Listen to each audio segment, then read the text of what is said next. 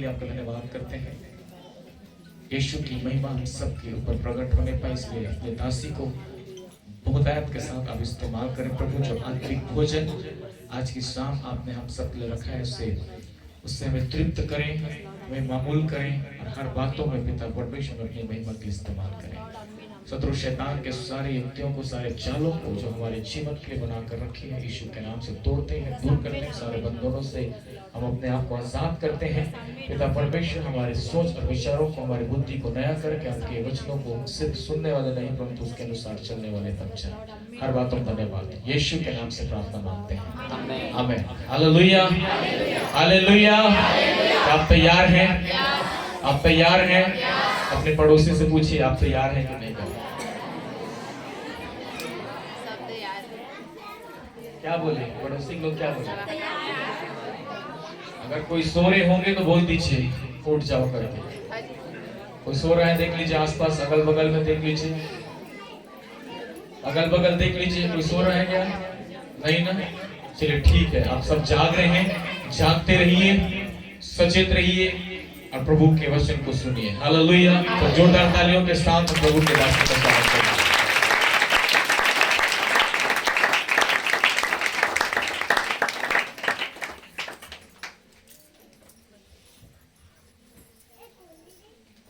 Hallelujah, hallelujah. सचमुच में क्या आप तैयार हैं आज परमेश्वर के वचन को सुनने के लिए? कल आप में से कितने लोगों ने आशीष को पाया? सच में पाए आशीष? तो प्रभु को महिमा दीजिए। हालेलुया। मैं एक बार फिर से परमेश्वर को धन्यवाद देती हूँ कि प्रभु ने एक सुंदर अवसर दिया कि दोबारा फिर से मैं आप लोगों के बीच में खड़ी हो सकी। आज हम लोग सेंदरी गए थे, वहां पर भी प्रभु ने बहुत आशीषों को दिया। वहां एक अच्छी संगति हमको प्रभु ने दी, इसलिए हम प्रभु को धन्यवाद करते हैं। हम इससे पहले कि हम वचन में जाएंगे, पता नहीं मैं आत्मा में कुछ चीजों को फील करती हूँ, इसलिए आइए अपनी आंखों को हम बंद करेंगे। हम प्रार्थना करेंगे कि पूर्ण रीति से पवित्र आत्मा की सामर्थ हमारे मध्य में काम करे, पूर्ण रीति से उसका कब्जा हमारे बीच में होने पाए। मेरे प्रियो, आप जो विश्वासी लोग हैं, आप एक मिनट इस वक्त में मेरे साथ मिलकर प्रार्थना करें कि वो भोजन जो परमेश्वर ने आपके लिए तैयार किया है, वो किसी रीति से शैतान चुराने ना पाए। हमारी आशीषों को जो प्रभु ने आपके और मेरे लिए रखी है, उसमें से कोई भी आशीष आज की रात प्रभु हमको देने से, हम उसको लेने से वंचित ना हो जाने पाए। इस बात के लिए हम प्रार्थना करेंगे। हालेलुया। ओ रिवाला खशखे नमानी अंदरे रेबे, ओ रिया लदोरा लबार खुद ना मारिया स्तेरे रेबे, दार खातना ना बराबा शेगे दरे रेबे रिया लबा, ओ रोमना दी अंदर लबा रूशखीरिया लबारा से तेरे रेबे। पिता परमेश्वर, हमने कल तेरे वचन को सुना, तू सामर्थी परमेश्वर है और वही सामर्थ तूने हमारे अंदर डाली है। ओ प्रभु जी, वो सामर्थ को हम पहचानते हैं, इसीलिए यीशु के नाम से कहते हैं, हर एक गड़बड़ी की बातें, हर एक आलस्य को भेजने वाली बातें, सुस्ती और लापरवाही की बातें यीशु के नाम से हमारे बीच से जाती रहे। हालेलुया। और ये स्थान और प्रभु यहाँ का सारा वातावरण, ओ प्रभु यहाँ बैठे हर एक लोग यीशु के नाम से कहते हैं इसी वक्त आजाद हो जाए। हालेलुया। और प्रभु हमें एक फिर से रिफ्रेश करिए और प्रभु हमें आपके वचन के लिए तैयार करिए। हालेलुया। धन्यवाद करती हूँ प्रभु, आपने हमारी विनती को सुना है। यीशु के नाम से प्रार्थना मांगती हूँ, आमीन, आमीन। ठीक है, मैं आज जो वचन आपको बताना चाहती हूँ, आप अच्छे से सीखेंगे तो आप कई पीढ़ी तक इस आशीष को पाएंगे। तो इसीलिए आप वचन को ध्यान से सुनिएगा, ताकि वचन कहीं भी किसी भी रीति से आपके दिमाग से न निकलने पाए, है ना। बीमारी है, चंगाई है और कई चीजें जो आपके जीवन के लिए आप चाहते हैं, वो हो सकता है कि अभी एक बार चंगे हो गए, शरीर है, फिर से क्या हो जाएगा? फिर से हो सकता है कि आप फिर बीमार पड़ेंगे, फिर चंगे हो जाएं। कई चीजें ऐसी हैं जो आपके जीवन में आती और जाती रहेंगी, लेकिन यदि आप वचन को थाम लेंगे तो आप हर एक परिस्थितियों का सामना कर सकेंगे। Hallelujah, hallelujah. तो मेरा जो आज का सब्जेक्ट है, या मैं जो आज आपको बताना चाहती हूँ, वो है तू विश्वास कर तो तू और तेरा घराना उद्धार पाएगा। हालेलुया। आप में से कितने चाहते हैं कि आपके सारे लोग प्रभु में आए? प्रभु में आए का मतलब होता है कि आप तो बच गए, है ना, लेकिन यीशु मसीह जब आएगा तो क्या वाकई में आप सोचिएगा, एक बंदा उठा लिया गया और दूसरा बंदा छोड़ दिया गया, तो कितनी दुख की बात होगी ना। लेकिन अभी ये समय है जब आप, जो वचन में आपको बाइबल से बताऊंगी, यदि आप उसके अनुसार करेंगे तो परमेश्वर का वचन कहता है तू विश्वास कर तो तू और तेरा घराना उद्धार पाएगा। यदि आप में से कोई भी एक जन भी आज प्रभु के पास आए हैं, यदि आप, हो सकता है आप अपने परिवार से अकेले प्रभु के ऊपर विश्वास कर रहे होंगे, आप बोल रहे होंगे प्रभु आपने मुझको तो बचा लिया, प्रभु आपने मुझे उद्धार दे दिया, आपने प्रभु जी आपने मेरे जीवन में कार्य किया, प्रभु जब आप आएंगे मैं तो उठा ली जाऊंगी, मैं तो उठा लिया जाऊंगा, लेकिन प्रभु मेरे लोगों का क्या, जो मेरे माता पिता, मेरे भाई बहन, मेरे बच्चे हैं प्रभु, उनका क्या होगा? आपको एक घटना से मैं शुरुआत करूंगी। बाइबल में एक घटना है, एक धनवान मनुष्य रहता है और एक गरीब मनुष्य रहता है। और जो धनवान रहता है वो तो बहुत अच्छे घर में रहता है, बहुत अच्छा खाना पीना खाता है, लेकिन जो गरीब रहता है उसका नाम था लाजर। और वो लाजर कैसा था? वो लाजर जो है, जो कुछ भी वो धनवान व्यक्ति के पास में से बच जाता था और जब वो उसको फेंक देता था तो जो कुत्ते खाते थे वही उसको वो उठा करके वो गरीब व्यक्ति उसको खाता था। और एक दिन ऐसा हुआ कि दोनों एक साथ खत्म हो गए, दोनों एक साथ, दोनों की मृत्यु हो गई। इधर ये धनवान व्यक्ति भी मर गया, इधर ये लाजर जिसका नाम था, जो गरीब था, वो भी मर गया। अब ऐसा हुआ, वहां पे लिखा हुआ है, बाइबल में है इस घटना का जिक्र, यीशु मसीह ने इस घटना को बताया है। तो उसके बाद में क्या होता है कि जब ये दोनों मर जाते हैं और ऊपर जाते हैं, तो जो धनवान व्यक्ति रहता है उसको तो बहुत बाजे गाजे के साथ बहुत अच्छे से उसका फ्यूनरल होता है, उसकी अंतिम यात्रा होती है, लेकिन लाजर को कोई नहीं पूछता। परंतु आपको मैं बताना चाहती हूँ, हम सोचते हैं यही जीवन है और इसीलिए हम यही की तैयारी करते हैं, ऊपर की तैयारी हम लोग नहीं करते क्योंकि दिखाई नहीं देता हमको। इसीलिए हमारा पूरा ध्यान, हमारा सारा सेंटर, हमारी हर एक चीजें आज के वर्तमान में दिखने वाली बातों के लिए रहती है। लेकिन जब ये दोनों मरने के बाद में जब ऊपर पहुंचते हैं तो एक लाजर जो है वो कहां पहुंचाया जाता है? अब्राहम की गोद में, अर्थात प्रभु यीशु मसीह के पास, है ना। वहां पे अब्राहम की गोद, वो स्वर्ग में, वो पैराडाइज में वो पहुंचाया जाता है। और जो ये लाजर, जो ये धनवान व्यक्ति रहता है, वो कहां पहुंचाया जाता है? अधोलोक में। तब जब ये देखता है, वहां पर देखता है कि अरे ये जो लाजर था ये तो मेरे देवड़ी में बैठ करके क्या कर रहा था? ये मेरे जो मैं फेंक देता था हड्डी, उसको ये खाता था और ये मेरे ही देवड़ी में पड़ा रहता था। तो ये देखता, ये परमेश्वर को कुछ नहीं बोलता, लेकिन ये बोलता है वहां से देख करके कि ये लाजर को तू परमेश्वर मेरे पास क्या कर, भेज दे और मैं क्या कर सकूं। मैं यहाँ पे बहुत जलन मुझको महसूस हो रही है, मेरी जीभ जो है बहुत प्यास के मारे जल रही है, सूख रही है, मेरी जीभ जो है वो सूख रही है। तो कम से कम वो आकर के मुझको क्या करेगा, पानी की एक बूंद जो है मेरे जीभ में डाल सकता है। और ये बड़े उससे पुकारता है, बोलता है। तो परमेश्वर उसको बोलते हैं, उस धनवान व्यक्ति से बोलते हैं, तेरे और मेरे बीच में एक ऐसी खाई है जहां से तू ना तो इधर आ सकता है और ना ये लाजर वहां जा सकता है।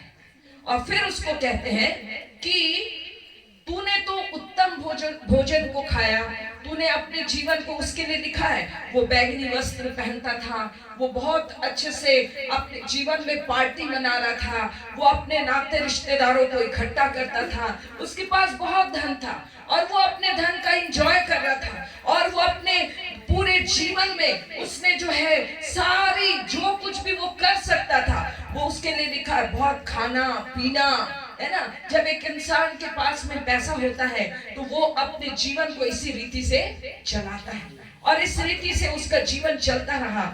लेकिन जब वो वहां पहुंचा, आप देखिए वो वहां पर तड़फ रहा है। ये सच्चाई है मेरे प्रियो।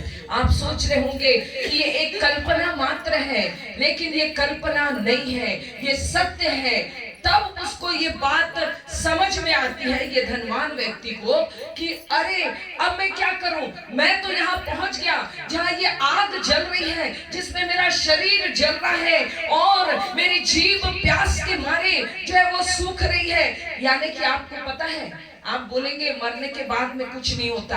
जब आप अधोलोक में यदि आपने पश्चाताप नहीं किया, आपने पापों की क्षमा को प्राप्त नहीं किया और यदि आपका जीवन एक बदलाहट का जीवन नहीं है मेरे प्रियो, तो आप याद रखिएगा, यदि उस स्थान में पहुंच गए तो उस स्थान में आप ये नहीं बोल सकते अरे मेरी भावनाएं जो है वो मर जाएंगी, मुझको कुछ नहीं पता चलेगा। हम सोचते हैं अभी का दुख जो यदि हमको दिखता है हम इसको समाप्त कर लेंगे तो उसके बाद का जीवन शायद हमको भोगना नहीं पड़ेगा। लेकिन ये सच्चाई आज मैं आपको बताना चाहती हूँ। जब ये धनवान व्यक्ति वहां पर पहुंचा, उसको भूख भी लगती है, उसको प्यास भी लगती है। एक व्यक्ति जब मर जाता है उसके बाद उसका असली जीवन शुरू होता है और वहां पर वो बड़ी पीड़ा में, बड़ी तकलीफ में है। तब उसको उसके रिश्तेदार याद आते हैं। वो बोलता है कि ऐ परमेश्वर, तू कम से कम मेरे को एक बार और भेज दे कि मैं जा करके अपने लोगों को क्या कर सकूं। मेरे और 4 भाई हैं, उन लोग को जा करके मैं बता सकूं। मैं ये घटना आपको क्यों बता रही हूँ? मैं ये घटना आपको इसलिए बता रही हूँ, तब तक वो अपने परिवार के साथ में पार्टी मनाता था। तब तक वो अपने परिवार के साथ क्या वो खाना पीना खा रहा था। जब वो नाच रंग, वो अच्छे अच्छे कपड़े, वो सारी चीजों को जब वो कर रहा था, तो क्या उसने ये सोचा, कभी अपने भाइयों की चिंता की, कभी उसने उस लाजर को पूछा कि तुझे क्या आवश्यकता है? उस समय उसको कुछ भी नहीं सूझ रहा था। जब पीड़ा में, जब तकलीफ में, जब दुख और ये सारी चीजें उसको वहां पे महसूस होने लगी ना, तब उसको समझ में आया कि मेरे 4 भाई और हैं। अभी तक वो कभी प्रार्थना नहीं किया था, वहां पे वो विनती कर रहा है, पिता तू मुझको क्या कर, एक बार भेज दे और मैं जाकर के अपने भाइयों को बताऊंगा कि ये सत्य है, मृत्यु के बाद में असली जीवन शुरू होता है। मैं आज आपको कहना चाहती हूँ मेरे प्रियो, आप मत सोचिए कि यहाँ पर जब हमारा जीवन समाप्त हो गया, हमने जैसे भी जी लिया, उसके बाद तो कौन देखा है हम बोलते हैं। लेकिन ये सच्चाई है, इसी को कहते हैं यदि तू विश्वास करेगी तो तू और तेरा घराना उद्धार पाएगा। यदि आपने पापों की क्षमा नहीं प्राप्त की है तो आप याद रखिएगा, पाप की मजदूरी तो मृत्यु है और जब आप उस मृत्यु में जाएंगे, उस अधोलोक में पहुंचेंगे, क्योंकि हर एक बिना उद्धार पाया हुआ व्यक्ति का वही स्थान है। लेकिन जिसने उद्धार पा लिया उसका स्थान वो स्वर्गीय स्थान, जहां लेने के लिए मेरा यीशु और आपका यीशु आ रहा है मेरे प्रियो। लेकिन आज मैं आपको बताना चाहती हूँ, यदि आप बच गए तो क्या आप चाहेंगे कि आपका कोई भी रिश्तेदार या आपके बेटे और बेटियां, क्या आपके माता पिता, क्या आपका कोई भी जन उस स्थान में पहुंच जाए जो पीड़ा, दुख और तकलीफ तकलीफ का है, उस स्थान के लिए लिखा है वहां की आग कभी बुझती नहीं, वहां की पीड़ा कभी समाप्त नहीं होगी। यदि आप चाहते हैं तो कभी आप उसके अनुभव के लिए प्रार्थना करें, बोले प्रभु एक बार मुझे नरक का दर्शन दिखा दे। प्रभु आपको दिखाएगा। कई लोगों को इसका एक्सपीरियंस है, कई लोगों ने इस स्थान का जो है अनुभव को प्राप्त भी किया है, कई लोगों ने इसको प्राप्त करने के बाद उसकी बुक भी लिखी है। लेकिन आज मैं आपसे कहना चाहती हूँ, इसको कब सुधि आई अपने घराने की, जब वो वहां पहुंच गया। तो उसके बाद परमेश्वर ने क्या कहा उससे, उसके पास भविष्यवक्ताओं की पुस्तकें हैं और उसको यदि वो उस पर विश्वास नहीं करता तो यदि यहाँ से किसी को भेज भी दिया जाए तो वो लोग विश्वास नहीं करेंगे। आप बताइएगा, क्या आज आप चाहते हैं कि आप तो बच गए हैं, आपको प्रभु यीशु मसीह ने तो उद्धार दे दिया है, क्या आप चाहते हैं कि आपका कोई जन यहाँ छूट जाए, कोई जन इस नरक की आग में चला जाए? कई लोग बोलते हैं ना कि अरे इन लोग को क्या पड़ा है, ये लोग आज क्यों वचन को सुनाते हैं, क्यों किसी के लिए प्रार्थना करते हैं। मुझसे कई लोग बोलते, जब मैं नौकरी छोड़ रही थी, जब मैंने नौकरी छोड़ना शुरू, जब मैंने फॉर्म भरा, मेरे ऑफिसर्स मुझको बोलने लगे मैडम आपकी तो अभी एज नहीं, आप क्यों छोड़ रहे हैं। फिर कई लोगों ने बोला उन लोगों के लिए अच्छा है जो काम नहीं करते हैं, आप मत छोड़िए नौकरी, आप क्यों छोड़ रही हैं। तब मैंने उनसे कहा कि मेरे लिए नौकरी मैं इसलिए नहीं छोड़ रही कि मुझे कुछ और बिजनेस करना या कुछ और करना है, लेकिन मेरे अंदर वो जलन थी, वो आग थी कि प्रभु मैं जाकर उन लोगों को सुसमाचार सुना सकूं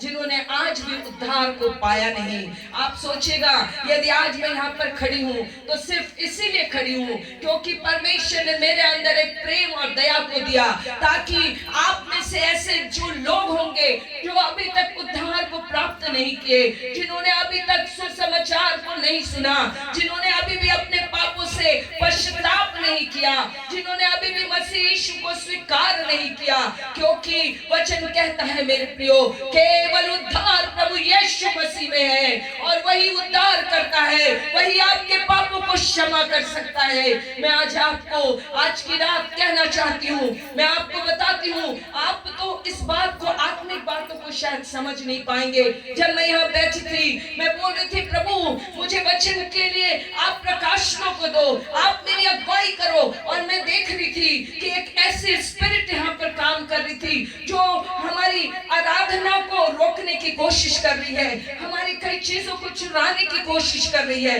लेकिन मुझे मालूम है मेरा परमेश्वर सामर्थी परमेश्वर है। आज की रात वो पापियों को ढूंढने आया, आज की रात आपके उन खोए हुए लोगों को वो ढूंढने आया है, आज की रात आपकी दिशा और दशा को बदलने आया है, आज की रात आपके लिए यहाँ बैठे हर एक लोगों के लिए उद्धार की रात होने वाली है। हालेलुया, पापों से मुड़ने की रात होने वाली है। आज की रात आप प्रभु यीशु मसीह से इनकाउंटर करने वाले हैं और आपके जीवन को वो बदलने जा रहा है। हालेलुया। और मैं आपको कहना चाहती हूँ मेरे प्रियो, जब आप उद्धार को पा लिए, यहाँ पर वहां जा करके जब वो अधोलोक में पहुंचा, उसने अपने रिश्तेदारों को, अपने भाइयों को याद किया, उसके बाद उनके लिए कुछ भी नहीं हो सकता, उसके बाद वहां से पापों की क्षमा नहीं हो सकती।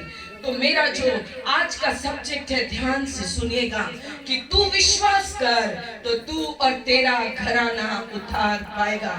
परमेश्वर केवल एक पति पत्नी एक को बचाने में इंटरेस्ट नहीं रखता, वो चाहता है यदि आप बच गए तो आपके पूरे घराने बच जाए। वो चाहता है यदि आपने उद्धार पाया, एक स्त्री ने यदि उद्धार पाया, वो चाहता है उसका पति भी, उसके बच्चे भी उद्धार पाए, ताकि जैसे आप यहाँ संसार में एक साथ रहते हैं वैसे ही स्वर्ग में आपका पूरा घराना उद्धार के पा करके एक साथ रहने पाए।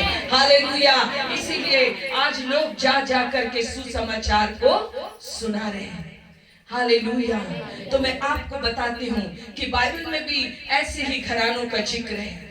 बाइबल में भी ऐसे ही घरानों का जिक्र है जिन्होंने एक व्यक्ति के धर्मी होने के कारण, एक व्यक्ति के उद्धार पाने के कारण, एक व्यक्ति के सही चलने के कारण, एक व्यक्ति के विश्वास करने के कारण उनका पूरा का पूरा घराना उद्धार को प्राप्त किया। हालेलुया। आइए मेरे साथ में आप निकाल सकते हैं उत्पत्ति की पुस्तक, उसका 6वां अध्याय, उसकी 9वीं आयत।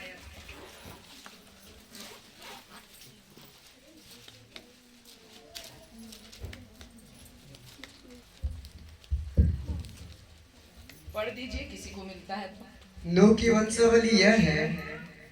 हाँ, पढ़िए पढ़िए। नूह धर्मी पुरुष और अपने समय के लोगों में खरा था और नूह परमेश्वर ही के साथ साथ चलता रहा। बस बस। आमीन। यहाँ पे देखिएगा, यहाँ क्या लिखा है? नूह क्या था? धर्मी पुरुष और अपने समय के लोगों में खरा था और नूह परमेश्वर ही के साथ साथ चलता रहा। यहाँ पे कहीं उसके घराने का जिक्र है क्या? आप बताइए, कहीं उसके घराने के बारे में लिखा है कि उसका घराना धर्मी था? लिखा है क्या? नहीं लिखा। नूह के लिए लिखा है ना, नूह के लिए लिखा था। नूह कैसा था? धर्मी था, नूह खरा था और वो कैसा, क्या लिखा? और वो परमेश्वर के साथ साथ चलता रहा।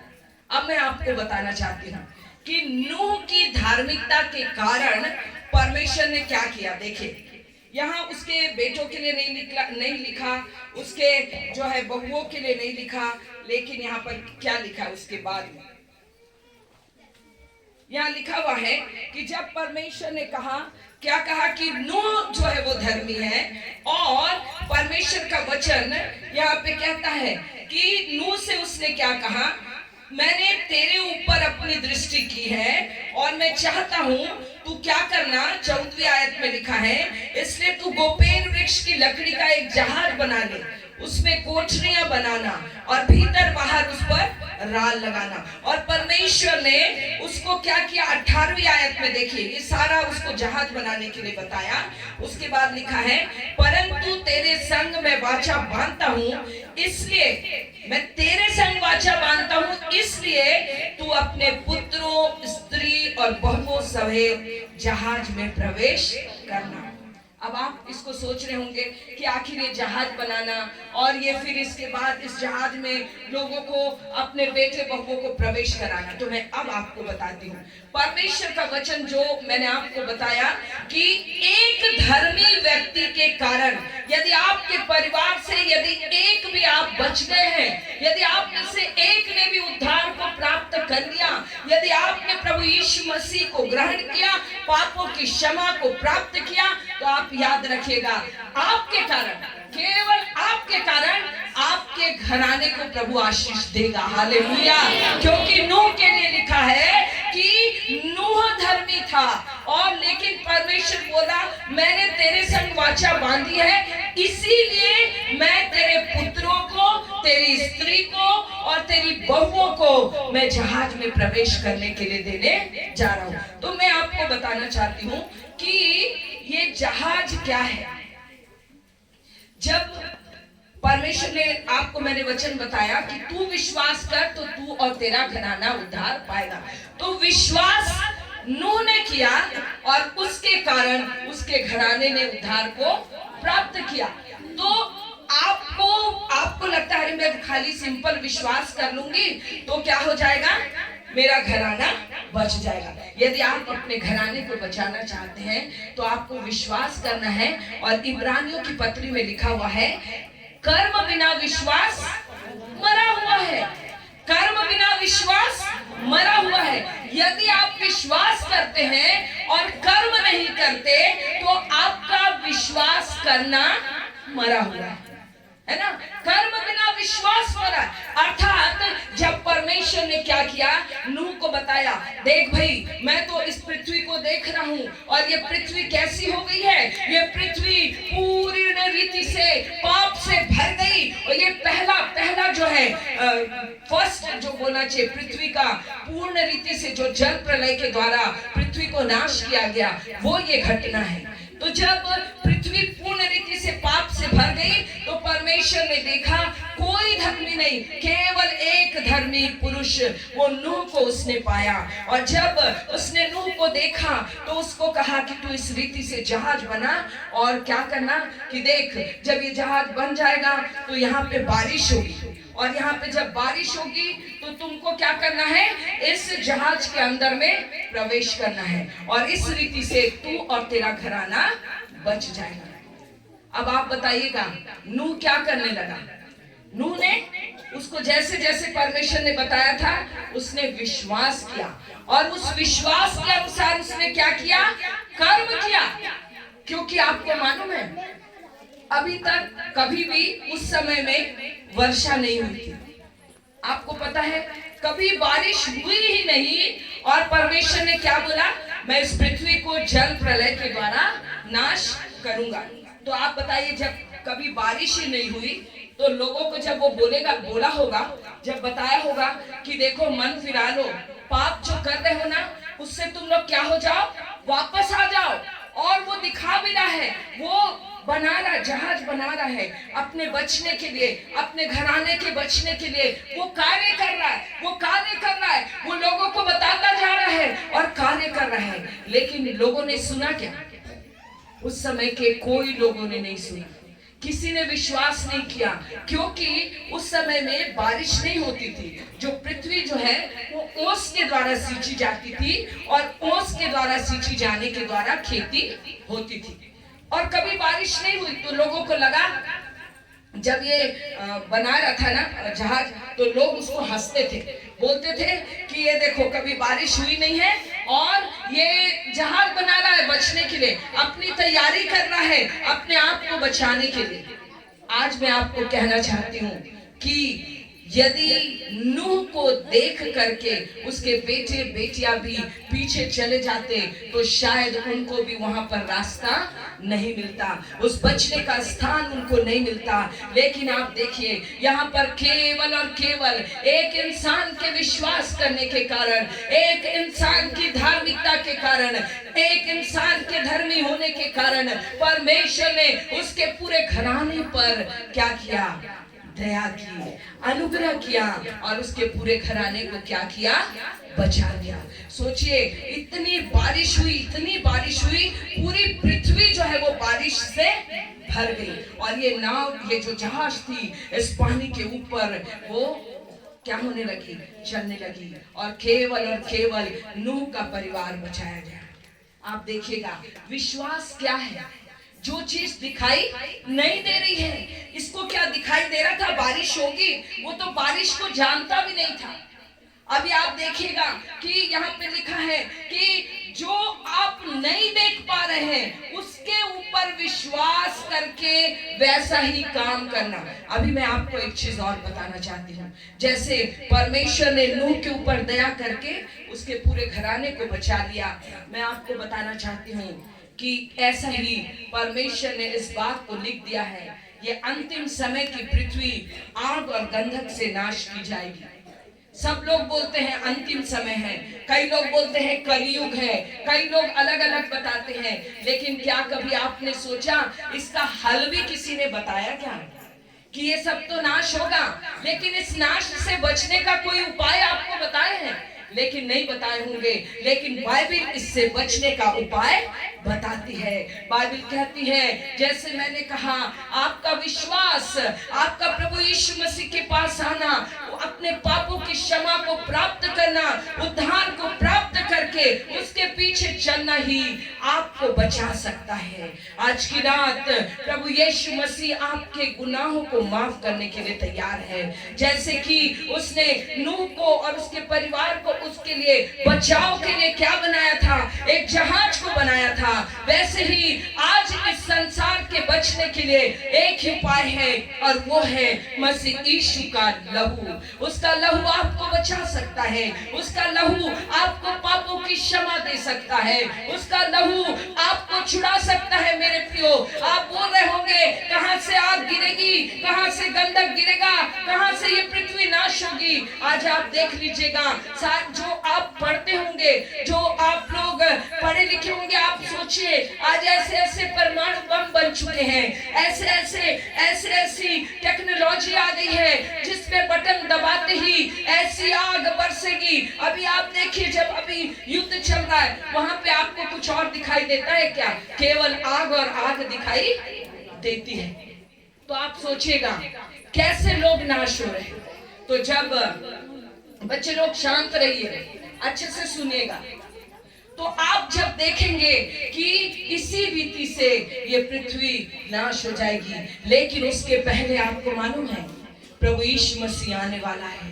प्रभु यीशु मसीह अपनी दुल्हन को, अर्थात उन लोगों को जिन्होंने अपने आप को पाप की दुनिया से, पाप के कामों से, जिन्होंने अपने आप को अलग कर लिया, जिन्होंने उद्धार को पा लिया, पलक झपकते ऐसा होगा कि तूरी फूकी जाएगी। और आप याद रखिएगा कि जितने लोग जिन्होंने मसीह यीशु पर विश्वास किया, जिन्होंने उद्धार पाया, वो उठा लिए जाएंगे, लेकिन वो लोग जिन्होंने अपने पापों की क्षमा नहीं प्राप्त की, वो छूट जाएंगे। जैसे उस जहाज में हुआ, जिन्होंने जानते हुए भी उन्होंने कभी उद्धार पाने का रास्ता नहीं ढूंढा।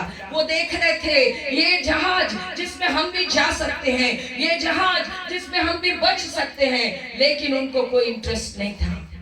लेकिन मैं आपको कहना चाहती हूँ, आप में से कितनी ऐसी बेटियां हैं, कितने ऐसे बेटे हैं, कितने ऐसे माता और पिता हैं जिन्होंने उद्धार पाया है। लेकिन आपके घराने का यदि कोई ऐसा व्यक्ति जो अभी भी पाप में लिप्त है, आपकी धार्मिकता में चलने के कारण, आपके विश्वास के करने के कारण, विश्वास मतलब आपके ऐसे कामों को करने के कारण जो विश्वास को प्रकट करते हैं। यदि आप प्रभु यीशु मसीह के ऊपर विश्वास करते हैं, तो जब आपने विश्वास किया, उद्धार पाया, तो आप क्या करेंगे? उन गलत कामों को छोड़ करके उन बातों को करेंगे जो आपको स्वर्ग में ले जा सकती हैं, और आपके घराने भी उद्धार को प्राप्त करेंगे। हालेलुया। मैं आज आपको कहना चाहती हूँ मेरे प्रियो, ये सच्चाई है, ये सच्चाई है, ये हर एक की सच्चाई है जो बहुत जल्दी ये घटना होने वाली है। क्यों मैं आपको बोल सकती हूँ ये घटना बहुत जल्दी होने वाली है? क्योंकि जितनी भविष्यवाणियां बताई गई हैं, बाइबल में भविष्यवाणियों को बता दिया यीशु मसीह ने। उसने कहा कि देखो अंतिम समय में कौन कौन सी बातें होंगी। अंतिम समय में जाति जाति के ऊपर चढ़ाई करेगा, राज्य राज्य के ऊपर चढ़ाई करेगा, भूकंप होंगे, भूईडोल होगा, और क्या होगा? चारों तरफ जो है लोग शांति शांति तो बोलेंगे, लेकिन सब तरफ लड़ाइयों और लड़ाइयों की तुम चर्चा सुनोगे। और बहुत सारी ऐसी भविष्यवाणियां हैं जिसको प्रभु यीशु मसीह ने जो है पहले से बता दी। क्यों बताई? जैसे उसने नूह को बताया, जहाज तैयार कर, यही बचने का स्थान है। प्रभु बोल रहा है, यही भविष्यवाणियां आपको तैयार कर रही हैं कि उसके आने के लिए आप अपने जीवन को सुधार लें, आप विश्वास करके गलत कामों से फिर करके अपने मन को फिरा के प्रभु यीशु मसीह के पीछे चल सकें। मैं आज आपको कहती हूँ कि देखिए, नूह को केवल नूह अकेला बच गया, और उसके बाद फिर से एक नई सृष्टि बनाई गई। नई सृष्टि ने जो है क्या हुआ? उसका उद्गम हुआ, और सारे रीति से जो है आप देखते हैं नूह के बाद फिर से एक नई पृथ्वी और नया सब कुछ तैयार हुआ। ऐसे ही ये एक अलग सब्जेक्ट है, लेकिन मैं आपको जो मेरा सब्जेक्ट आज मैं बताना चाहती हूँ वो है कि तू विश्वास कर तो तू और तेरा घराना उद्धार पाएगा। ऐसा ना हो उस धनवान के समान, वहां जाने के बाद कितना प्रार्थना करो, कितना पश्चाताप करो, कितना अपने लोगों के लिए रोगे भी, तो वहां से कोई भी प्रार्थना नहीं सुनी जाएगी, वहां से कुछ भी नहीं हो सकता। लेकिन यदि आज आप विश्वास करके, विश्वास के अनुसार चलेंगे, तभी आपके घराने को भी प्रभु उद्धार देगा। दूसरी और घटना मैं आपको बताती हूँ कि देखिए, एक व्यक्ति के विश्वास करने के कारण क्या क्या होता है। एक व्यक्ति के विश्वास में चलने के कारण, नूह के विश्वास में चलने के कारण। नूह को उसके बेटे बेटियां, उसके बहुएं उनको देख रही थी। नूह क्या कर रहा था? तैयारी कर रहा था। उसने उन बातों के ऊपर विश्वास किया और विश्वास करके क्या किया? तैयारी किया ना जहाज बनाने की। क्या आज आप जब उद्धार पाए हैं, प्रभु यीशु मसीह के आगमन को विश्वास करते हैं, अपने उठाए जाने को आप विश्वास करते हैं, क्या आप तैयारी कर रहे हैं? क्या आप वैसे ही विश्वास की चाल चल रहे हैं? क्या आप पापों को जिसको छोड़ दिया था, क्या आप फिर से उन्हीं पापों में तो नहीं है? तो आप बताइए, यदि आपके घर के लोग बोलेंगे ये देखो मैं तो इनको देखती हूँ जाते हुए, लेकिन ये लोग भी तो हमारे ही जैसे काम करते, तो क्या वो लोग उद्धार पाएंगे? क्या नहीं पाएंगे। आपका विश्वास करना जो है वो व्यर्थ हो जाएगा। लेकिन आज मैं आपको बताना चाहती हूँ मेरे प्रियो, आप विश्वास के अनुसार चलिए। जिन बातों को, पापों को आपने छोड़ दिया, उसको छोड़ करके यीशु से मुलाकात की तैयारी करिए, यीशु से मिलने की तैयारी करिए। जब वो लोग आपको देखेंगे कि कैसे ये लोग पाप के जीवन को नहीं जी रहे, गलत कामों को नहीं कर रहे, ये लोग जो है किसी के लड़ाई झगड़े में नहीं पड़ते, ये किसी का बुरा नहीं करते, ये किसी के लिए गलत नहीं सोचते, गलत नहीं करते, वो भी बोलेंगे सच बात है, इन्होंने कोई ऐसे गलत कामों को नहीं किया, वाकई में इनका यीशु जो है इनको बदल दिया है। और इस कारण वो क्या करेंगे? यीशु के ऊपर विश्वास करेंगे और आपका विश्वास में चलना उनको भी उद्धार को लेकर के आएगा। Hallelujah, hallelujah. हम लोग क्या बोलते हैं? खाली हम विश्वास कर रहे, कर्म भी करना है, क्योंकि कर्म बिना विश्वास मरा हुआ है। तो अभी आपको समझ में आया? अभी मैं दूसरी बात बताऊंगी। दूसरा शमूएल 6:11 पढ़ लीजिएगा।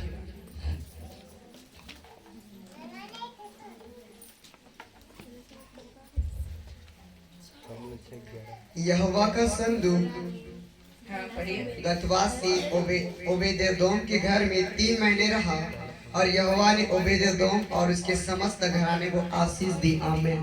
हाँ, यहाँ पे क्या लिखा है कि यहोवा का संदूक ओबेदेदोम के घर में 3 महीने रहा और यहोवा ने किसके कारण आशीष दी? ओबेदेदोम के कारण। किसको आशीष दी? पूरे घराने को। आप सोचिएगा, एक व्यक्ति ओबेदेदोम है जो क्या किया? यहोवा का संदूक। यहोवा का संदूक का अर्थ को आप इस रीति से समझ सकते हैं कि उसने परमेश्वर की उपस्थिति को अपने घर में ले आया, उसने परमेश्वर को अपने घर में स्थान दिया, परमेश्वर की उपस्थिति उसके घर में आ गई। तो इस कारण से परमेश्वर ने किसको आशीष दी? खाली ओबेदेदोम को आशीष दी? नहीं दी ना, पूरे उसके घराने को आशीष दी। क्या आप चाहते हैं कि आपके कारण, केवल आपके कारण, जैसे लिखा तू विश्वास कर तो तेरा विश्वास तेरे घराने के लिए उद्धार का कारण बनेगा। ओबेदेदोम के कारण, केवल एक व्यक्ति के कारण, आप सोचिए परमेश्वर ने पूरे घराने को आशीष दी। हालेलुया। जब आप प्रभु के पीछे चलेंगे, आपकी आशीष की कटनी, आपके बाल बच्चे, आपके घर के लोग, आपका पति, यदि पति उद्धार पाया तो पत्नी नहीं पाई तो पत्नी भी उसकी हकदार बन जाएगी। हालेलुया। आप देखिए, लेकिन इसने क्या किया था? परमेश्वर की उपस्थिति को अपने घर में लेके आया था। क्या वाकई में आप जब विश्वास करते हैं तो क्या वाकई आपके विश्वास के द्वारा आपके घर में परमेश्वर की उपस्थिति दिखाई देती है? क्या बहुत सारे लोग थे, उस संदूक को ले जा सकते थे, लेकिन कोई नहीं ले गए। ओबेदेदोम जो था वो उस संदूक को लेके आया।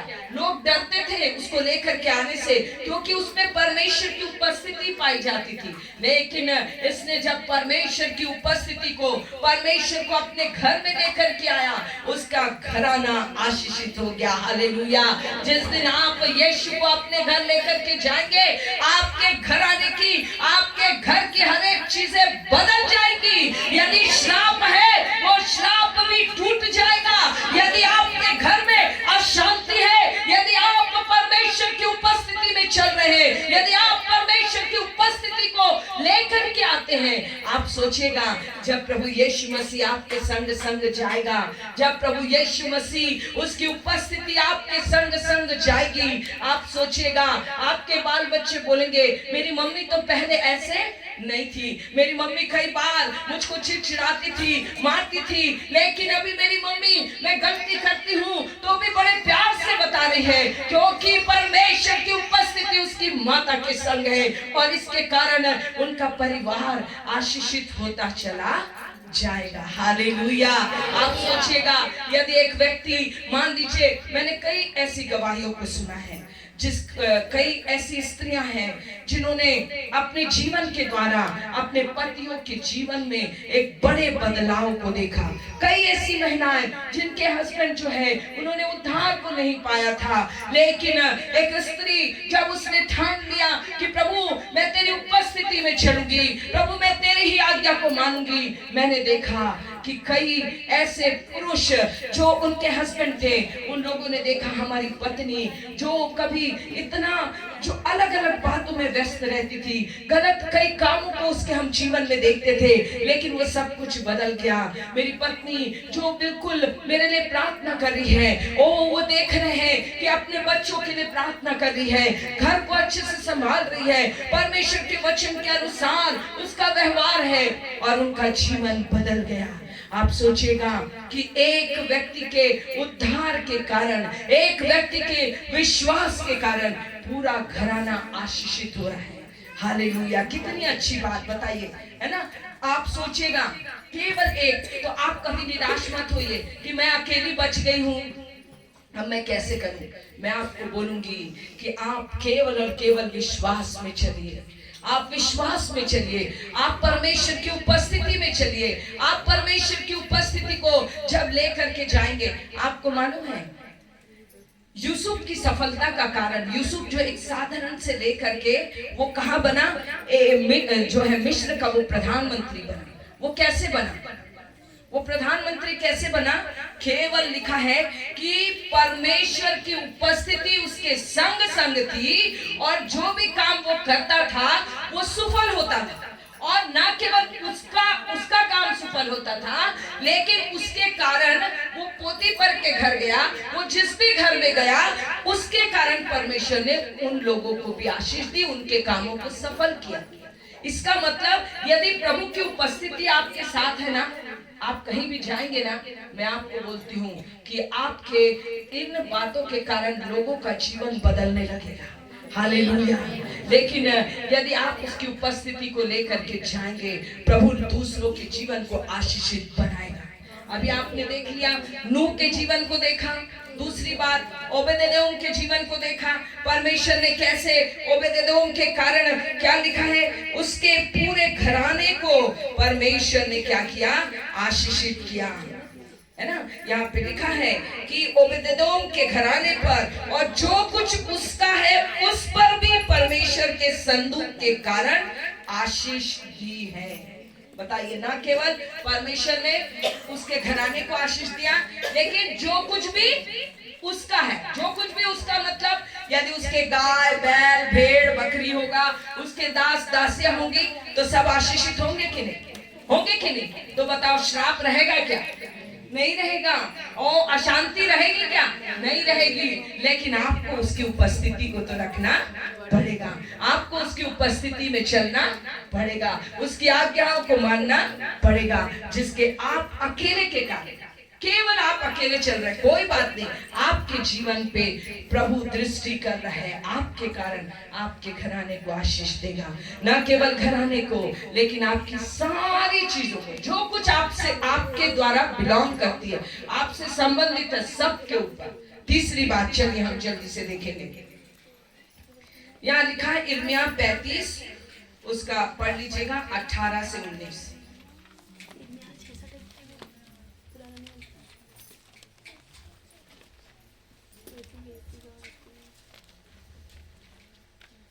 हाँ, मैं पढ़ देती हूँ आप लोगों के लिए।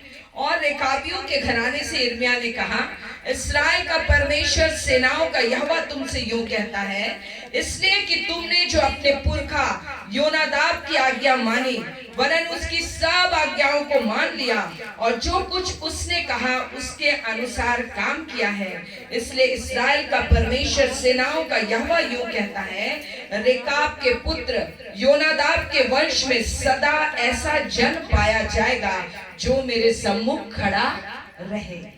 आप सोचिएगा, पूरे किसको बोला? रेकाबियों के घराने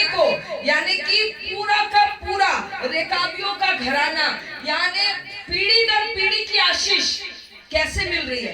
केवल एक व्यक्ति, जो यहाँ पे लिखा है ना, एक व्यक्ति योनादाब के वंश से, एक व्यक्ति के विश्वास के कारण, उसकी आज्ञाकारिता में चलने के कारण। जब इसका आप पढ़ेंगे, इसने क्या किया था मालूम? 13 से 16 में आपके लिए पढ़ देती। इसने क्या किया कि इसने पीढ़ी दर पीढ़ी की आशीष को पाया। देखिए यहाँ लिखा है, इस्राएल का परमेश्वर सेनाओं का यहोवा यूं कहता है कि जाकर यहूदा देश के लोगों और यरूशलेम नगर के निवासियों से कह, यहोवा की यह वाणी है, क्या तुम शिक्षा मानकर मेरी न सुनोगे? देखो, रेकाब के पुत्र योनादाब ने जो आज्ञा अपने वंश को दी थी कि तुम दाख मधु न पीना, सो तो मानी गई है। यहाँ तक कि आज के दिन भी वे लोग कुछ नहीं पीते, वे अपने पुरखा की आज्ञा मानते हैं। पर यद्यपि मैं तुमसे बड़े यत्न से कहता आया हूँ, तो भी तुमने मेरी नहीं सुनी। मैं तुम्हारे पास अपने सारे दास नबियों को बड़ा यत्न करके यह कहने को भेजता आया हूँ कि अपनी बुरी चाल से फिरो और अपने काम सुधारो और दूसरे देवताओं के पीछे जाकर उनकी उपासना मत करो। तब तुम इस देश में जो मैंने तुम्हारे पितरों को दिया था और तुमको भी दिया है बसने पाओगे। पर तुमने मेरी ओर कान नहीं लगाया, ना मेरी सुनी। देखो, रेकाब के पुत्र योनादाब के वंश ने तो अपने पुरखा की आज्ञा को मान लिया, पर तुमने मेरी नहीं सुनी। इसीलिए सेनाओं का परमेश्वर यहोवा, जो इस्राएल का परमेश्वर है, यूं कहता है, देखो जितनी विपत्ति, देखो यहूदा देश और यरूशलेम नगर के सारे निवासियों पर जितनी विपत्ति डालने की मैंने चर्चा की है, वह उन पर अब डालता हूँ, क्योंकि मैंने उनको सुनाया पर उन्होंने नहीं सुना, मैंने उनको बुलाया पर उन्होंने उत्तर नहीं दिया। यहाँ पे देखिएगा, ये पूरा वंश का वंश, मतलब पीढ़ी दर पीढ़ी कैसे आशीष पा रहा। उसने क्या किया? जो कुछ परमेश्वर ने एक व्यक्ति को बताया, उस एक व्यक्ति योनादाब ने क्या किया? अपने वंश को बताया, अपने दूसरी पीढ़ी को सिखाया कि तुम क्या नहीं करना, तुम दाख मधु नहीं पीना, गलत काम नहीं करना, बुरी चाल से नहीं चलना। वो सारी चीजों को एक व्यक्ति ने, उसने फॉलो किया और उसके बाद उसने अपने वंश को सिखाया। आप बताइए, पीढ़ी दर पीढ़ी बोल रहा, हमेशा इनके वंश से एक व्यक्ति मेरे सन्मुख खड़ा रहने पाएगा। सोचिए क्या जबरदस्त आशीष है ना? एक व्यक्ति के कारण आप सोचेगा पूरा पीढ़ी दर पीढ़ी आशीष पा रहा। मैं आपको सच्ची घटना बताती हूँ। मेरी नानी जो थी, मेरी नानी बहुत बहुत प्रार्थना करने वाली थी, बहुत ज्यादा प्रार्थना करने वाली, और वो बहुत पढ़ी लिखी नहीं थी, लेकिन उनके ही द्वारा आज यदि हम सारे लोग आशीषित हैं, यदि आज हम 4 भाई बहन हम अपने जीवन को देखते हैं, हम अपने माता पिता को देखते हैं, उसके बाद हमारे नेक्स्ट जनरेशन को हम देखते हैं, तो हम यही देखते हैं कि किस रीति से परमेश्वर ने हमको आशीषों को दिया। उसने हमको छुटपन से सिखाया कि तुमको कैसे चलना है, कैसे परमेश्वर की आज्ञा माननी है, कैसे प्रार्थना करना है, कैसे तुमको किस कामों को करना है। मैं आपको बताऊं, वो एक साधारण स्त्री थी, उसने बहुत पढ़ाई नहीं की, उसने कुछ नहीं किया, लेकिन आज उसके नाती पोते उन स्थानों में खड़े हैं जो देश और विदेश में भी जाकर नौकरी कर रहे हैं, और ना केवल नौकरी, लेकिन वहां पे परमेश्वर ने उनको सेटलमेंट दिया। आज उसकी आशीष को हम पीढ़ी दर पीढ़ी काट रहे हैं। मैं आपको बताना चाहती हूँ मेरे प्रियो, कई लोग बोलते हैं यीशु मसीह के पीछे चलना कोई फायदा नहीं। मैं आज आपको कहना चाहती हूँ, यदि आप अकेले भी चल रहे हैं, मैंने आपको बताया आपका अकेले का विश्वास, आपके अकेले का उद्धार, मैं आपको कहना चाहती हूँ कि आप जिस स्थान में हैं, आपके आस पड़ोस से आप तुलना करके देख लेना कि कैसे आपके धर्मीपन के कारण, आप अकेले की धार्मिकता के कारण परमेश्वर पीढ़ी दर पीढ़ी में आपके न केवल बच्चों को, आपके नाती पोतों को, पर पोतों को, वो पीढ़ी दर पीढ़ी की आशीष वो देता जाएगा। हालेलुया। लेकिन केवल आप उसकी आज्ञा को मानना, और उसकी आज्ञा के अनुसार जब आप चलेंगे, परमेश्वर आपके जीवन को आशीषित करेगा, और न केवल आपको लेकिन आपके पीढ़ियों की पीढ़ी, कभी वो आशीषें खत्म नहीं होंगी। हालेलुया। तो आप चाहते हैं कि नहीं ऐसा हो? चाहते हैं? तो आपको केवल उसकी आज्ञा को मानना। और एक बात मैं बताती हूँ, देखिए मैंने आपको बताया कि कैसे घराने पर जितनी चीजें आपसे जुड़ी है उन पर अब मैंने आपको बताया पीढ़ी दर पीढ़ी में भी आशीष देगा। और एक चीज को निकाल लीजिएगा, यहोशू की पुस्तक 2 अध्याय उसकी 10 से लेकर 13 आयत तक। मैं समाप्त करूंगी जल्दी से, ये आखिरी आयत बता करके उसके बाद हम प्रार्थना करेंगे। यहोशू 2 उसका 10 से 13।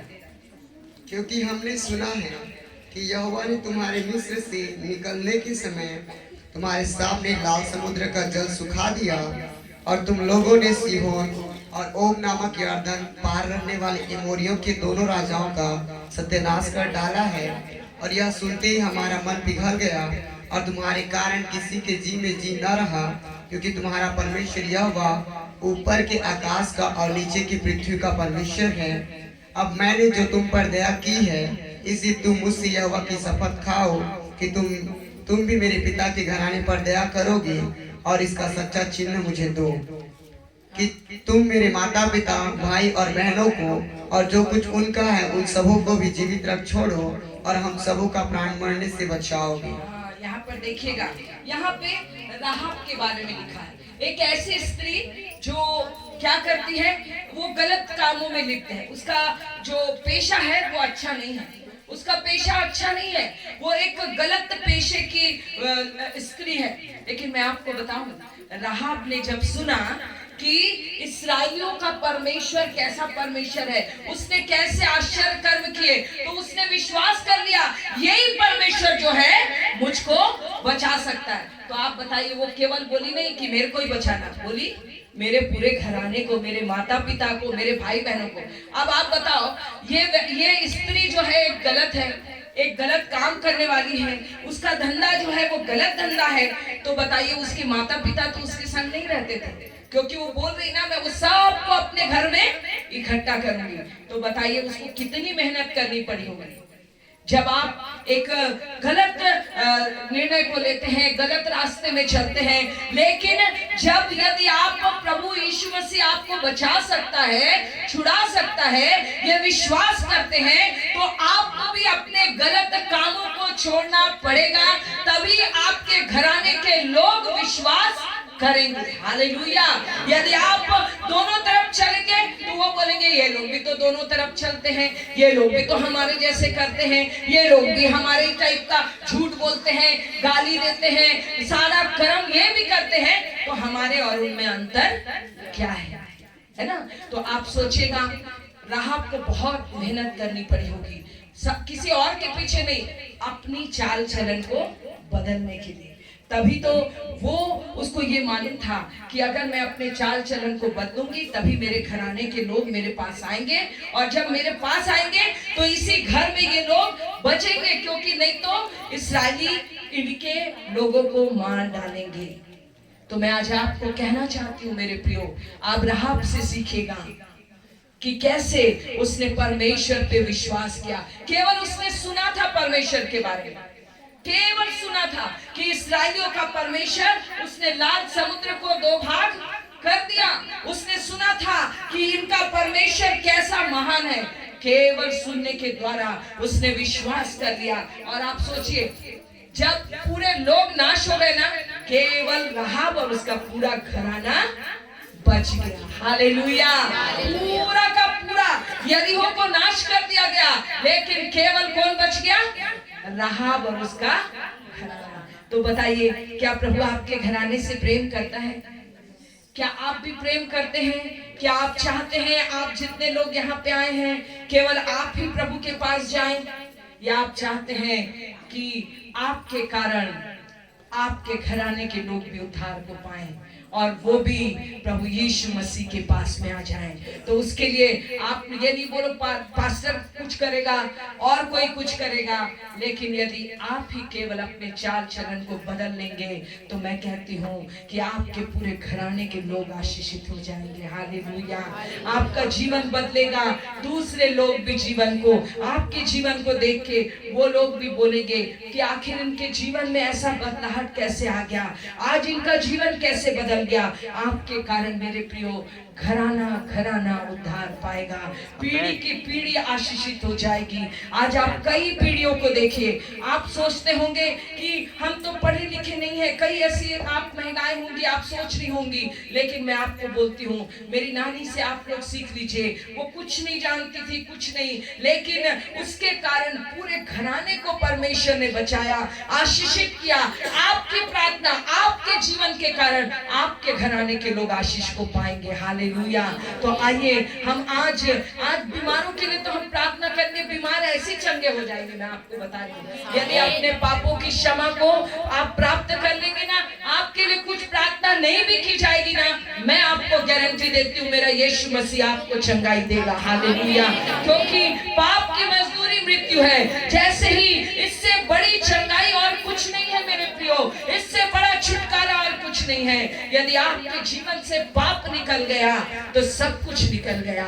यदि पाप को रख के बैठे हैं, इससे बड़ी बीमारी कुछ नहीं है। गलत बातों को लेकर के बैठे हैं, इससे बड़ी बीमारी कुछ नहीं है। ये शरीर की बीमारी तो शरीर को नाश करेगी, जो शरीर तो एक दिन नाश होना ही है। आप मरेंगे तो ऐसे ही मिट्टी में तो मिला दिए जाएंगे, आप ऐसे ही नाश होंगे। लेकिन उस आत्मा का क्या, जिस बीमारी को लगा करके आप बैठे हैं, उस आत्मा में जो असाध्य रोग लगा है, उस आत्मा में जो तमाम प्रकार के छल कपट गलत काम, बहुत सारे पाप आप बाइबल में पढ़िए, निंदा, ईर्ष्या, दूसरों को चोट पहुंचाना, तमाम प्रकार की ये सारी गलत क्रियाएं जो हमारे अंदर धर करके बैठी है, इसको कौन निकालेगा? इससे कौन चंगाई देगा? आज यीशु आया है कि वो आपको चंगाई दे मेरे प्रियो। हालेलुया। आज यीशु आया है कि आज इन पापों से आपको छुटकारा दे। जब आप पापों से छुटकारे को पाएंगे ना, मैं आपको कहती हूँ, जब नामान था ना, नामान एक कोढ़ी था, मालूम, जब उसका कोढ़ चंगा हुआ तो लिखा है कि उसका पूरा शरीर नया हुआ। आपके पाप की क्षमा जब होगी ना, तो मैं आपको कहना चाहती हूँ, मन में एक आनंद आएगा ना, मन की आनंद सच्ची औषधि है, लिखा है बाइबल में। तो आपको कोई दवाई की, औषधि मतलब दवाई है, तो कोई दवाई की आवश्यकता नहीं पड़ेगी। हालेलुया। आपका मन आनंदित हो जाएगा, पाप निकल के चला जाएगा, यीशु के लिए आप आनंदित होंगे, उसका इंतजार करेंगे, उससे मिलने के लिए और अपने घराने को तैयार करने के लिए। आज आपके लिए एक सुंदर अवसर है। आइए हम अपनी आंखों को बंद करें। मैं चाहती हूँ, इससे पहले कि हम बीमारों के लिए प्रार्थना करें, मैं चाहती हूँ कि मैं उन लोगों के लिए प्रार्थना करूँ। मैं आपको एक बात और बताना चाहती हूँ, मालूम, यदि आज कोई बीमार चंगा होगा तो यीशु मसीह आनंदित नहीं होगा। इसलिए नहीं, वो तो बोलता कि मैं तो खुद ही दे दिया हूँ चंगाई, तुम ले लो, क्योंकि वो दे चुका। लेकिन मालूम, यदि एक व्यक्ति, एक पापी मन फिराता है, तो आपको पता है स्वर्ग में बड़ा आनंद होता है, स्वर्ग पूरा आनंदित होगा। आज पता, आप लोग के लिए एक बहुत बड़ा एक मेला टाइप, या बोल सकते हैं आप, एक बहुत कुछ पार्टी टाइप का आपको लग रहा होगा, खाना पीना बन रहा है, लोग इकट्ठे हो रहे हैं। लेकिन आपको पता, यदि आज आप अपने पापों से मुड़ जाएंगे, यदि आज आप अपने पापों की क्षमा को मांगेंगे, यीशु से कहेंगे, यीशु मसीह मेरे पापों को क्षमा कर, मेरे गुनाहों को माफ कर, मुझे अपने लहू से धो दे और मुझे क्या कर, मुझे उद्धार दे। मैं आपको कहना चाहती हूँ, इससे बड़ी पार्टी स्वर्ग में हो रही होगी। हालेलुया। सोचिए, आपका आनंद स्वर्गदूत और यीशु मसीह मना रहे होंगे, कितनी बड़ी बात होगी। सोचिए, स्वर्ग आपके कारण आनंदित होगा। तो आप सोचिएगा, आइए हम स्वर्ग को आनंदित कर दें। तो इससे पहले मैं बीमारों के लिए दुआ करूं, मैं उन लोगों के लिए दुआ करना चाहूंगी। यदि आप में से ऐसे कोई हैं जो अपने जीवन को पाप में व्यतीत कर रहे थे, आइए हम सारे अपनी आंखों को बंद करेंगे। सारे लोग आंख को बंद करके रखिएगा। आप ये समय में इधर उधर मत देखना, किसी को भी मत देखना, क्या हो रहा है इसको मत देखना। लेकिन मैं चाहती हूँ, यदि आप अभी तक पाप के जीवन को जी रहे थे, आपको कोई नहीं देखा, आपके दिल के अंदर क्या है कोई नहीं जानता है मेरे प्रियो, आपके जीवन के अंदर की बातें, आपने कितनी बातों को, क्या क्या चीजों को अपने दिल के अंदर रखा है, आपके आपके दिल की बात कोई नहीं जानता, लेकिन एक ही व्यक्ति है वो जानता है, और वो है यीशु। लेकिन यदि आज आप अपने पापों से मन फिराना चाहते हैं, यदि आज आप अपने घर के लिए उद्धार का कारण बनना चाहते हैं, यदि आज आप अपने पीढ़ियों के लिए आशीष का कारण बनना चाहते हैं, तो मैं आज आपको यह अवसर दूंगी। मैं कहना चाहूंगी, ऐसा जो भी व्यक्ति है जो आज अपने पापों से क्षमा को प्राप्त करना चाहता है, केवल बीमार लोग मत खड़े होना, बीमार लोग मत खड़े होना। अभी इसके बाद बीमारों के लिए दुआ की जाएगी, लेकिन केवल वो लोग खड़े होना जो वाकई में, यदि आज आप चाहते हैं कि प्रभु मैं पापी हूँ। मैं आपको नहीं बोल रही कि आप पापी हैं, आप स्वयं यदि सोचते हैं, यदि आप स्वयं यदि आज ये बात को चाहते हैं कि प्रभु मैंने गलती की है, मैंने पाप किया, मैं पापी हूँ, यदि आज आप अपने सारे गलत कामों से मन को फिराना चाहते हैं, तो मैं चाहूंगी ये आपका समय है। आज आप खड़े हो सकते हैं, आज आप अपने जीवन को यीशु मसीह को दे सकते हैं, और मैं आपको गारंटी देती हूँ कि यीशु मसीह आपके पापों को क्षमा करेगा, आपको उद्धार देगा। आज आपका नाम उस जीवन की पुस्तक में वो लिख देगा, और वो आपका इंतजार करेगा कि मैं जब जाऊंगा मेरे बेटी और मेरे बेटे को मैं अपने साथ स्वर्गीय राज्य में लेकर के आऊंगा। Hallelujah, hallelujah. जितने लोग ऐसा चाहते हैं, आज अपने पापों की क्षमा को चाहते हैं, सारे लोग अपने आंखों को बंद रखे। यदि आज आप ये निर्णय ले रहे हैं, तो याद रखिए, दोबारा पाप में मत जाना। राहाब ने जब अपने पापों को छोड़ दिया मेरे प्रियो, उसने वो फिर से उस गलत धंधे में नहीं गई। आइए हम अपने जीवन को प्रभु को सौंप दें। प्रभु आपको देख रहा है मेरे प्रियो, आपके निर्णय को, आपके ऊपर उसकी दृष्टि है। ये बहुत सुंदर समय है, बहुत सुंदर समय है, बहुत अच्छा ये समय है। प्रार्थना करेंगे हम आपके लिए। हालेलुया। ओ यीशु तेरा धन्यवाद, पिता तेरा धन्यवाद। हालेलुया। आप अपने हालेलुया अपने जीवन को प्रभु को सौंप दीजिए। Hallelujah. Yes yes Lord, yes Jesus. धन्यवाद यीशु, ग्लोरी जीसस। आपने जितने भी गुनाह किए, प्रभु से कहे, प्रभु मेरी गलतियों को माफ कर, प्रभु मेरे व्यवहारों को बदल दे, प्रभु मेरे जीवन को बदल दे। प्रभु आज की रात मेरा जीवन प्रभु तुझको समर्पित हो जाए। प्रभु तू मेरी सहायता कर कि मैं तेरे पास लौट आऊं। ओ प्रार्थना करे मेरे प्रियो, यीशु आपके गुनाहों को धोने के लिए तैयार है। आज वो आपको नया जीवन देने के लिए तैयार है। यीशु ने अपना खून उस क्रूस पर बहा दिया कि आज वो आपको क्षमा दे सके। Hallelujah, glory Jesus, thank you Lord. Hallelujah, hallelujah. Yeshu आपके पास खड़ा है, वो अपने हाथों से आपको छूने के लिए तैयार है। हालेलुया। ये बहुत कीमती समय है मेरे प्रियो, स्वर्ग आपको देख रहा है, स्वर्ग से प्रभु आपकी ओर दृष्टि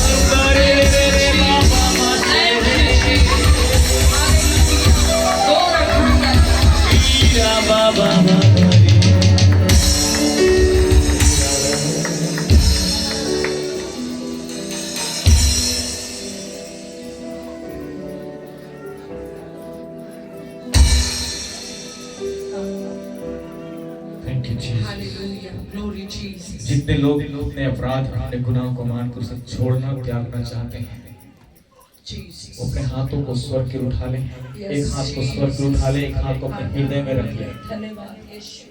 और आपको अंगीकार करना है। परमेश्वर जैसे जैसे मैं बोलूंगा मेरे प्रिय, आपको बातों को दोहराना है। Thank you Jesus, hallelujah. प्रभु यीशु मसीह, हम आपके पास आते हैं, आपका धन्यवाद करते हैं। आपने मुझे चुना है, आपने मुझे छुआ है। पिता परमेश्वर, मैं आज अपने सारे अधर्म, सारे गलती, सारे गुनाह, सारे पाप के लिए पश्चाताप करता हूँ। मैंने मन, वचन और कर्मों से आपके देखते, मनुष्यों के देखते, स्वर्ग और पृथ्वी के विरुद्ध में, जाने और अनजाने में, बोली और वचनों के द्वारा, सोच और विचारों के द्वारा, देखने और सुनने के द्वारा, जो भी गलती, जो भी अपराध, जो पाप मैंने किए हैं, उसे स्वीकारता हूँ, उसे मान लेता हूँ और उसे छोड़ना चाहता हूँ। मुझे इस पाप के दलदल से आजाद कीजिए। जो लहू आपने कलवरी के क्रूस पर बहाया है, उसी लहू से उसे धोकर पाक पवित्र शुद्ध कर दीजिए कि मैं पवित्रता में शोभायमान हो जाऊं और आपकी महिमा कर सकूं। प्यारे पिता परमेश्वर, मैं आज की शाम अपने सोच विचारों को, अपने देह प्राण आत्मा को आपके चरणों में समर्पित करूंगा। मुझे मार, जला, खत्म कर, ताकि तू ही तू मेरे जीवन में दिखाई दे। आज से मैं वही करूं जो तुझे करता देखूं और वही बोलूं जो तू मुझे बोलने को कहे। पिता परमेश्वर, मैंने जितनों के विरुद्ध में पाप किया है, सब के लिए मैं माफी मांगता हूं। और जितनों ने मेरे विरुद्ध में पाप किया है, जैसा आपने सिखाया वैसे मैं उन्हें क्षमा करता हूं। मैं मसीह के प्रेम को रिलीज करता हूं। पिता परमेश्वर, उस पर दया कर। मैं आज की शाम आपको अपना उद्धार करता, मुक्तिदाता परमेश्वर के रूप में स्वीकार करता हूं। आज से आप मेरे जीवन का मालिक हैं, आप मेरे स्वामी हैं। मैं आपकी मर्जी से चलना चाहता हूं, इसलिए संसार की सारी अभिलाषाएं मेरे जीवन से दूर हो जाए। हर एक झूठी बातें, हर एक छल कपट की बातें, हर एक बुरी अभिलाषाएं यीशु के नाम से दूर हो जाए। मेरे जीवन के सारे श्राप यीशु के नाम से दूर हो जाए। मेरे पूर्वजों के द्वारा किए गए हर एक घिनौने पापों का दुष्परिणाम जो श्राप के रूप में मेरे जीवन में प्रभाव डाल रही है, उन सारे श्रापों को तोड़ दे और इन श्रापों के पीछे कार्य करने वाली हर एक दुष्ट आत्माओं को यीशु के नाम से बंदी बना दे। अपने जीवन के लिए, अपने परिवार, अपने घराने के लिए छुटकारे और आजादी की घोषणा करता हूं। मैं आजाद हो चुका हूँ, मैं आजाद हो चुका हूँ, मैं आजाद हो चुका हूँ। मेरे जीवन के बंधन टूट चुके हैं, मेरे जीवन के श्राप टूट चुके हैं। मैं आजाद हो चुका हूँ। मेरी सोच विचार नई हो चुकी है, मेरा सब कुछ बदल गया है। अब मैं जीवित न रहा, परंतु मसीह यीशु मुझ में जीवित है। मैं मसीह यीशु के साथ कलवरी के क्रूस पर चढ़ाया गया। अब मैं जीवित न रहा, परंतु मसीह यीशु मुझ में जीवित है। पुरानी बातें बीत गई, आज से सब कुछ मेरे लिए नया हो गया। यीशु के नाम से आमीन। इससे पहले कि आप बैठे, मैं आपके लिए प्रार्थना करना चाहती हूँ।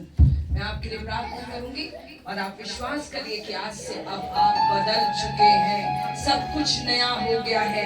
अब आप पापी नहीं, लेकिन प्रभु यीशु मसीह में आप धर्मी हैं। हालेलुया। मैं प्रार्थना करती हूँ। हालेलुया। पिता परमेश्वर, मैं आपका धन्यवाद करती हूँ कि प्रभु आज इतने लोगों ने आपके पीछे चलने का निर्णय लिया। प्रभु आपने इनके पापों को क्षमा कर दिया।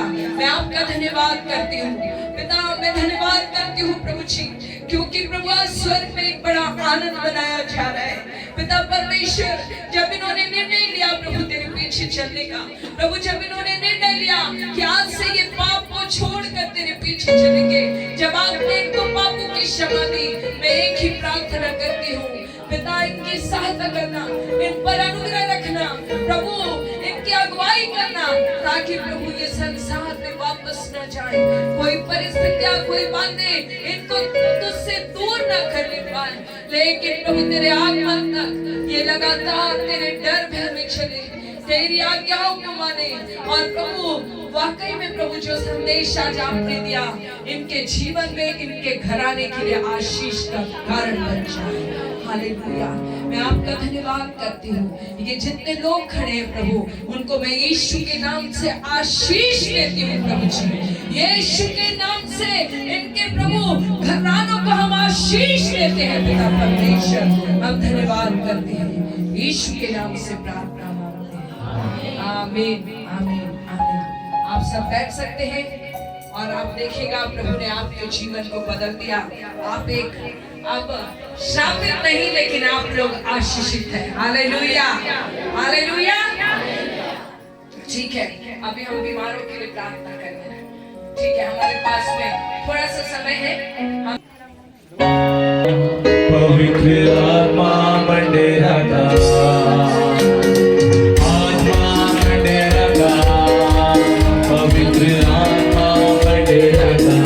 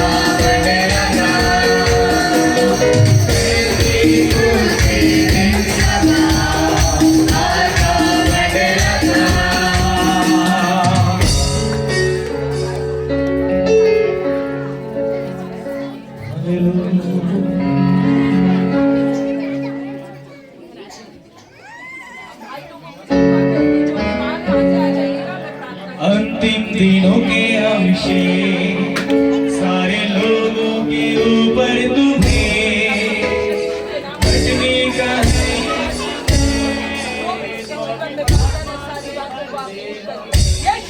अंतिम दिनों के अभिषेक सारे लोगों के ऊपर तुम्हें बचने का है ये समय पवित्र आत्मा से भर देगा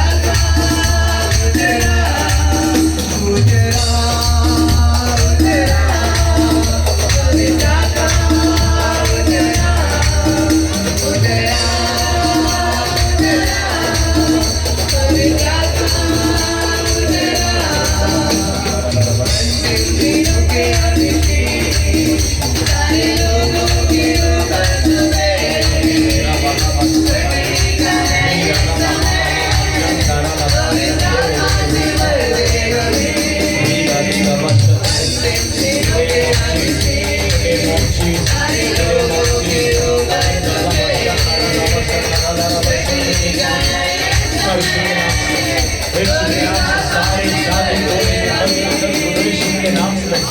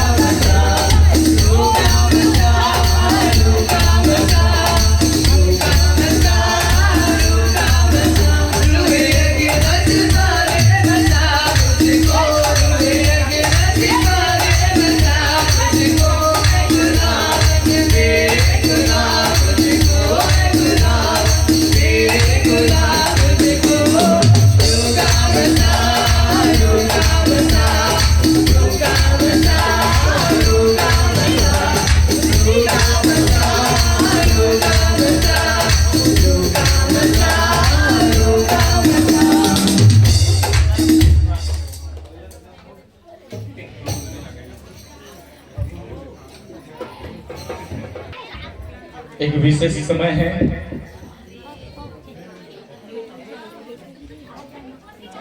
एक विशेष समय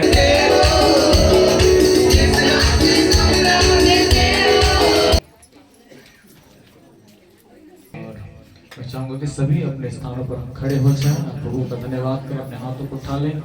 अंतिम प्रार्थना, धन्यवाद की प्रार्थना, भेंट की प्रार्थना हम तीनों एक साथ करेंगे।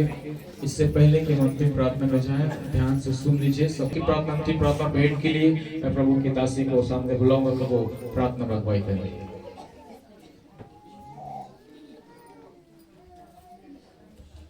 आइए आइए हम लोग प्रार्थना करेंगे। पिता परमेश्वर, हम आपका धन्यवाद करते हैं आज की सुंदर आपकी आशीषों के लिए, सारी अनुग्रह, दया और सारे चंगाइयों के लिए प्रभु, उद्धार के लिए पिता, आश्चर्य कर्मों के लिए, छुटकारे के लिए, हम सब बातों के लिए आपका धन्यवाद करते हैं प्रभु। हम कई गवाहियों को सुनने जा रहे हैं, इसलिए हम धन्यवाद करते हैं प्रभु। आपके बच्चों ने आज जितनी बातों को पाया, ये दूसरों को बताएंगे और ये दूसरों के लिए आशीष का कारण बनेंगे प्रभु। धन्यवाद करते हैं प्रभु, धन्यवाद करते हैं ये अपने घराने को बचाने का कारण बनने जा रहे हैं, इसलिए धन्यवाद करते हैं प्रभु। अब ये अकेले नहीं आएंगे, लेकिन इनका पूरा घराना का घराना प्रभु तेरे भवन में आएगा। हम तेरा धन्यवाद करते हैं पिता परमेश्वर। जो बेटों को इन्होंने चढ़ाया, मैं प्रार्थना करती प्रभु जी, जैसे तेरा वचन कहता है, ये 100 गुने आशीष को निश्चय ही पाएंगे प्रभु। इनके बीजों को आप फलवंत करने जा रहे हैं प्रभु जी, और इनके भंडारों को आप भरा पूरा करने जा रहे हैं प्रभु जी। और प्रभु, इन्होंने जो बोया है वो निश्चय ही काटने जा रहे हैं, इसलिए धन्यवाद करते हैं। सारी महिमा, सारा आदर आपको देते हुए प्रार्थना हमारे उद्धार करता प्रभु यीशु ख्रिस्ट के नाम से मांगते हैं, आमीन। प्रभु की प्रार्थना बोलेंगे। हे हमारे पिता, आप जो स्वर्ग में हैं, आपका नाम पवित्र माना जाए, आपका राज्य आए, आपकी इच्छा ईश्वर में होती है, वैसे ही पवित्र हो। हमारे लिए पवित्र आज भी दीजिए, जिस दिन समय का प्रार्थना करते हैं, वैसे आप हमारे गुनाहों को क्षमा करें, हमें परीक्षा में न लाएं, परंतु बुराई से बचाएं, क्योंकि राज्य, प्रार्थना और महिमा सदा आपकी है। आमीन। आशीष वचन ग्रहण करेंगे। अब हमारे परमेश्वर पिता का प्रेम, पुत्र प्रभु मसीह का अनुग्रह, पवित्र आत्मा की शांति और सहभागिता हमें से प्रत्येक के साथ, विश्व की सारी कलीसिया और विश्वासी परिवारों के साथ, विशेषकर इस्राएल देश और उसकी तमाम प्रजा के साथ, यीशु मसीह के दोबारा आगमन तक युगान युग होती रहे। सबको जय मसीह की। प्रभु आप सबको बहुत ऐसे आशीष दे।